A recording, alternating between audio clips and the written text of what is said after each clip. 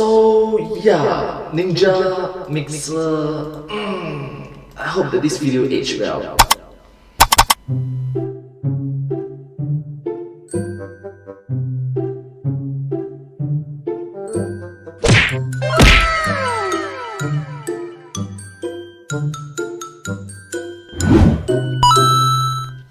Hello everyone, let's start! I know that this video is a bit old, but still, we all know what happens, so,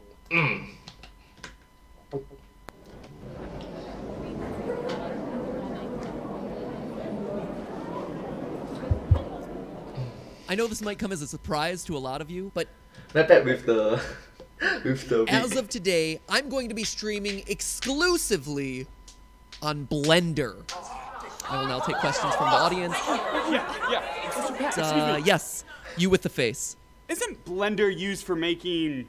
I really like it that there's Pokemon, there's Sonic, there's the purple guy, there's the Minecraft, there's Bendy. 3D modeling animations and not, you know, live streaming. Blender, Mixer, I don't know, they're all kitchen utensils. Heck, I'd live stream on a NutriBullet if they paid me enough. Next question. You, outdated meme guy. Kirby, Bowser, Mario. Yes, what does this do for your Fortnite. future theories? Still as cringy as ever. Wouldn't have it any other way. Dab to you too, sir. Who else? You, refrigerator full of cash. Oh, Audible, you really are the coolest audiobooks in town. Thanks for sponsoring us. I've got time for one more question here. You, blatant celebrity cameo. What's Jable and Jables? How do you feel about that new Mixer Ninja? Pikachu, Yosi. It was a mistake. Hold on, sit down. Let me explain. Oh my gosh.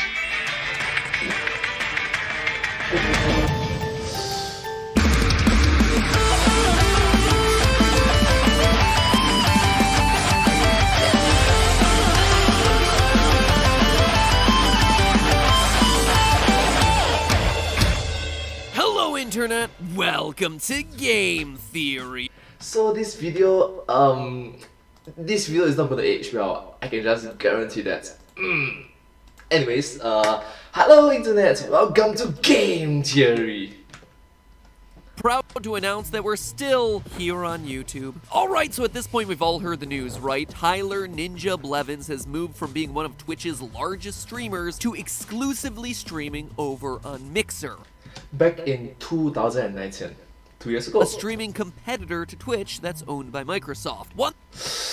Which, yeah, the downfall was unexpected.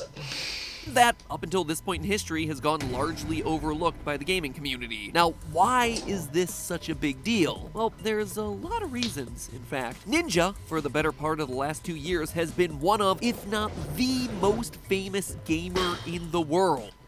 2 years ago. I mean, sure, there have been people who've surpassed him in the numbers, and yeah, objectively speaking, there are people who are better players than him. Your Fortnite World Champion! World Champion! But in the mainstream normie public eye who couldn't tell a Dr. Lupo from a Dr. Disrespect, if you ask him to name a famous gamer, it's most likely gonna be Ninja. He had the good luck of being a top player of Fortnite at the perfect time, when it first started to blow up. As that game shattered all performance numbers and started getting mainstream attention, Ninja was right there in the same breath. The poster boy for both Fortnite and its primary viewing platform, Twitch. It was a perfect storm. A highly addictive esports ready game, a streaming service that was already making waves and getting supercharged by its parent company Amazon, and a brand safe face to frontman the whole thing. Well, mostly brand safe. From there, PR did the rest. As celebrities wanted to get in on the Fortnite game, they were hooked up with Ninja. When ESPN magazine wanted to feature an esports player on its cover, Ninja became the first. When Muppets wanted to present at the Video Game Awards, they were there with Ninja. Don't know why, but it was the thing that happened. This award is for the best game made outside of the AAA system. Did you say AAA? Yeah, Oh, AAA. it's amazing what they do without batteries these days. After 8 years of streaming, grinding away, it was finally Ninja's time to shine, skyrocketing to 14 million followers on Twitch, becoming the most followed creator on the platform. So to walk away 2 years ago, 2 years ago. from all of that, for him to be scooped up by a relatively unknown new platform, well, it's a move unlike practically anything seen in the digital landscape thus far. And so I think a lot of the internet want to know, was this a good decision? Are the millions that Mixer paid to get exclusive rights to Ninja worth it? Was it a good decision for which side? Now that's the thing. Is it smart for a creator to just walk away from a fan base of 14 million people? Are we all aboard the Mixer train now? Woot woot! Honestly, I wouldn't be covering this if the answer only mattered to like one mega streamer. No, what this all really boils down to is the To 1 mega. relationship between a platform and its users. How places like YouTube, Twitch, and yes, even Mixer foster communities of viewers and creators. And I think that there were mistakes made in this whole Mixer Ninja deal. So pay attention, Mixer. Here's a load of free advice. Yes, there is mistakes, and yeah, we saw that mistake coming. I mean, this year is 2021, so we saw it last year, so Heck, you don't even need to pay me for it. In answering the question, was this a good decision, we have to ask, was this a good decision for whom? For who? Whom? Let's start with the obvious one first, Ninja. Was this a good idea for Ninja? Yeah, absolutely. It was a great decision on his part. And that's without me even knowing or even speculating what Mixer paid him. Can I make a guess based on my experience, the deals that we ourselves have seen, brand context, and relative valuation of view counts? Absolutely I can. But here's the thing, none of it matters. There's something more than dollar figures at play here. The thing Ninja gains out of this is stability. Stability is a luxury that no online creator has. When you start a channel on YouTube or Twitch or wherever, you need to remember that you're building your house on someone else's land, and that at any point they could just repossess that land. Shifting algorithms, brand safety regulations, shifty algorithms, brand safety regulations, all these are actually really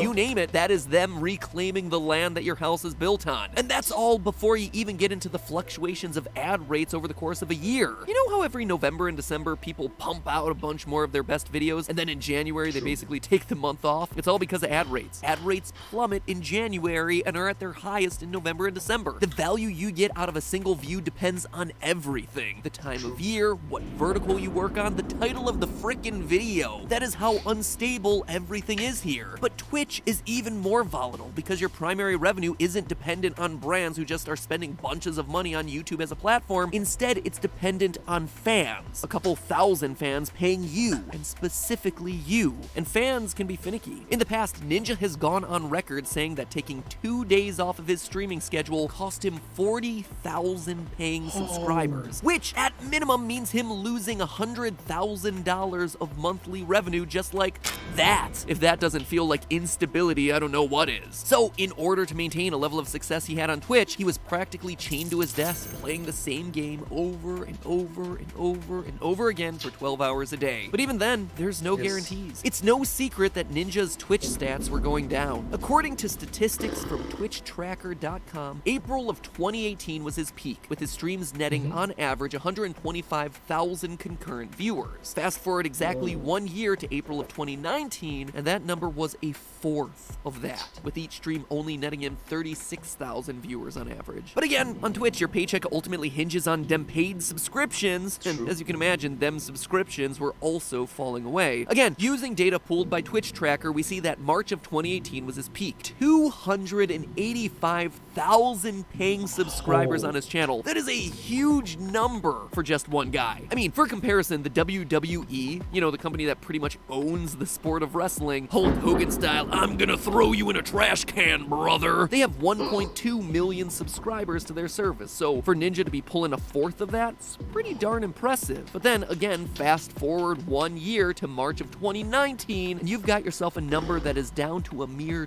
20,000. From 285,000 a year later to 20. I mean, it's still great, don't get me wrong. 20,000 people paying to watch your stuff. That's amazing, but it's less than a tenth of what it was just 12 months prior. That is a huge blow to your monthly income. Add to that the declining popularity and relevance of Fortnite, as well as Ninja's challenge of getting his audience to care about any other game other than Fortnite that he happened to be playing, and the writing is on the wall. But then Mixer comes around with a guaranteed paycheck for some undisclosed 7 or 8 figure amount, presumably over the course of a few years, and you've got yourself stability. Stability that truly can allow Ninja to Get back in touch with my roots. I mean, this deal should To get back in touch with the roots, that's important. You see, even the Thunder is agreeing. It's like this plan is good for one side, is not good for the other side. set him up to retire or work for fun for the rest of his life if he's smart, and wasn't already set from that unbelievably great 2018 that he had. Heck, if he or his team are smart and good at negotiating, they probably should have also had a deal that gives him a % of the earnings from all other creators who come onto Mixer during the month following his switch, because they came over to Mixer probably because of him. Over on the consulting side of what we do, we've been talking to a lot of successful creators lately on exit strategies, how to successfully get off the treadmill of content that is digital video, YouTube, Twitch, or otherwise. And well, in Ninja's case, the numbers were sagging and he sold high. Exactly what he should have done. So Ninja's decision, I mean, maybe I would have suggested thanking the fans a bit more than he did, but still, definitely the right choice. For Mixer, though, the situation is a lot more nuanced. I mean, after all, they're a part of Microsoft, a multinational corporation. They're not just a single streamer who can retire after a couple years. So Yes, Microsoft, billions of dollars. So the interests there are going to be a lot more complicated. As far as Mixer is concerned, their goals are the same as any video platform. Build a community of users, both viewers and creators, and then find a way to monetize that community via a combination of advertisers and fan donations. Now, whether Mixer is getting those things is something I'm about to talk about a little bit later, but there is one thing we know right off the bat from this move. Mixer exists. One of Mixer's biggest hurdles since launching back in 2016 has been making their presence known in a way that gamers and the rest of the world care about. As someone who's been attending E3 since 2013, the biggest gaming expo in the country, I've certainly seen that Mixer's been there for the last 3 years with a prominent and not altogether exciting booth. I always pass by it in the hallway and I'm like, there's Mix. Oh my gosh, Nintendo has a rock wall this year? Oh my gosh, Nintendo have a rock wall. That's pretty much it. Meanwhile, on the same expo floor as E3, Twitch has a massive purple behemoth of a booth in the middle of the action where they're featuring clips from their biggest streamers, like Ninja. But now that story has suddenly flipped on its head. Looking for Google Trends results for Mixer over the last 30 days, it's clear that Ninja's decision to jump platforms caused a major spike in searchability and almost doubled the ongoing search traffic for Mixer moving forward. You remember my Google Stadia video where I talked about YouTube killing violent video games and I spoke a lot about the power of earned media? Well, everyone covering Ninja's move here, that is all earned media for Mixer. There's paid media, there's earned media, there's owned media, there's shared media, there's a lot of medias, but earned media was boom. So at least for now, twice the number of people are looking for Mixer than they were pre-Ninja. But having said that, we all know what happened, so I'm sorry. Pretty good boost. Using some comparison search traffic between Mixer and Twitch, it's also clear that this was a smart move for Mixer to poach someone who's primarily on Twitch rather than on YouTube. You make mistakes most of the time, and you know. Compare Twitch to Mixer and you can see sometimes, most of the times. Like for example, Wario is not 6 feet tall. Yeah. 10 feet tall, sorry. in terms of publicity and search traffic, Mixer has been within striking distance of Twitch for quite a long time. Compare the two of those to YouTube though, and it's clear that Mixer doesn't even have a chance to peak above Google's juggernaut, even when YouTube isn't considered a great platform for live streaming. By grabbing up Ninja from Twitch though, Mixer actually spiked above Twitch in search for the first time ever, thereby forcing people who thought of Twitch as the only viable streaming site to get to know Mixer too. And while search results just look like lines on a graph, they translate to an industry of shifting priorities out in the real world. I mean, most people don't see a lot of the behind-the-scenes stuff that happens around YouTube talent, but at this point there are full teams of managers, agents, and marketers who are all trying to get their creators into the next big thing. The backstage people. It's right now I'm a content creator. Even though I'm a small content creator, I'm seeing that the backstage people are really working hard for us to grow. And honestly speaking, I'm sincerely appreciative. Thank you so much for your support for me. Thank you. So when Ninja made the jump to Mixer, managers and agents heading up gaming creators, as well as the creators themselves, all started saying, you know, I probably should have a contact at Mixer. I should make sure I know what's going on over there. While what we hear is anecdotal and comes through the consulting that we do know that those conversations are starting now. Those backstage teams, they are very important. They are very Those important. conversations happening is just huge for a platform that didn't exist in the public's eye just like a couple months ago. All of a sudden, you are at the table. You are in contention. You have a shot. You have a ton of important people in the gaming and digital video industry reaching out to your platform because you, Mixer, might just be the next big thing. Well, there's a chance. Anecdotes are buzzy though. What really tickles my theory bone is hard data. Sites like Twitch Tracker have won some fascinating comparisons about Ninja's first couple of weeks on Mixer that have shown not just how he's doing, but how the platform is benefiting from him being there. Over the past couple weeks, Ninja's streams on Mixer have accounted for 32.1% of all viewership on Mixer, which means that he is single-handedly holding up a third of that platform. That was old data. Remember that number still, because I'm gonna that was very impressive. go back to it in a minute. But for now, suffice it to say that that is a huge percentage of views. What's more, Twitch Tracker reports after Ninja's initial streams, about 6% of his audience, accounting for a little less than 2% of the total site's traffic, stuck around to watch a few other streamers, meaning that the rest of the platform has indeed gotten a little bit of extra viewership spillover from Ninja. I mean, 6% may not seem like all that much. It actually comes out to be about 130,000 people total. Not breaking the bank or anything, but that number could be huge if those people do indeed come back on a regular basis and expose themselves to more Mixer creators. And if that 130,000 people talk to their friends about how much they like what they see, that percentage can compound with time. Clearly then, Mixer has received a huge boost in PR, a direct viewership increase from Ninja, and an incremental gain from viewers sticking around on the platform. So Ninja cashes out and Mixer is suddenly in the mix, so to speak, thereby making it a win all around, right? No. Absolutely not. I firmly believe that Mixer has made the wrong move here. MatPats. The tens of millions that they put into Ninja were ultimately flushed down the drain, put through the shredder, like just a really dumb, silly, short-sighted move. But to truly understand why, we need to go into the economics of digital platforms and look at the fundamentals of what makes an online community work. And that, my friends, is a long enough discussion to merit a second episode. Trust second episode, come on. Me, if you're a creator or have ever wanted to become a creator, you're gonna want to watch that one before you hop over to become a Twitcher or YouTuber or Facebooker or Mixer or linked influencer. Yeah, that's a real thing. A linked influencer. So, why is this deal doomed to fail? We'll continue that discussion next Thursday. Oh, hey! Fridge full of sponsorship cash. Good to see you again. What are you doing here?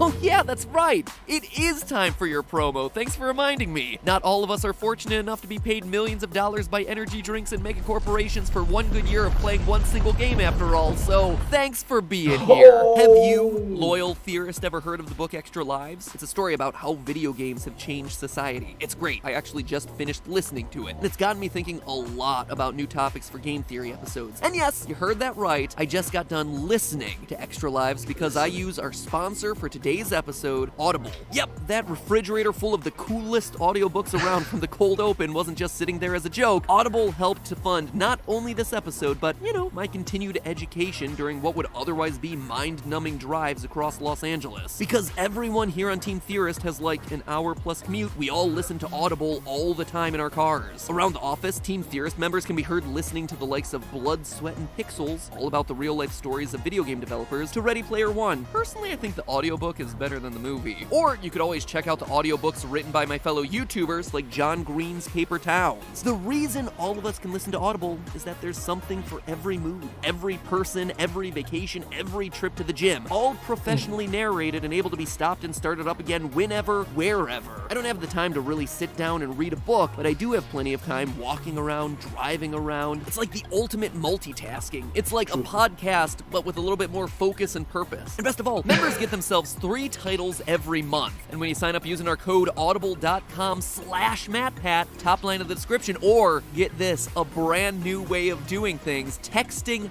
MatPat, M-A-T-P-A-T, to the number 500-500, you can get yourself started. You get yourself a 30-day free trial that includes any title you choose, as well as 2 Audible originals. So get going and give it as a gift to your future self who wants to be entertained wherever you are. Listening to the audiobook that'll keep you turning pages, or whatever the audiobook equivalent is. One of our team members over here just listened to 9 audiobooks this summer. 9 audiobooks in the summer, so I just sent her an Audible gift card for more. Can you listen to more than 9 audiobooks before the end of the summer? Well, find out by getting your 30 days free. Well, 2020 summer and 2021 summer is quite a lot of stay at home, so it's actually quite possible. The audiobook you choose plus 2 Audible originals. Use code MatPat on audible.com/MatPat, or just text MatPat, M-A-T-P-A-T, to the number 500-500, whichever one you want. Please consider clicking the link not just for your own education, but also to support us, because we did get a boatload of Mixer money headed to our door, and so sponsorships like this, where Audible helps us out, makes a huge difference, and so you supporting them means they're more likely to support us. So I'm gonna go let you listen to your audiobook now, and leave you with this. Remember, it's all just a theory. A gaming platform theory. Thanks for watching. Thank you so much for watching this video. If you do like this video, please consider to like, share and subscribe to my channel, and comment down below if you have anything to share about us. I sincerely appreciate that you watch this video together with me, and I hope to see you again. But hey, that's just a theory. A video. A gaming platform video thingy. Thanks for watching.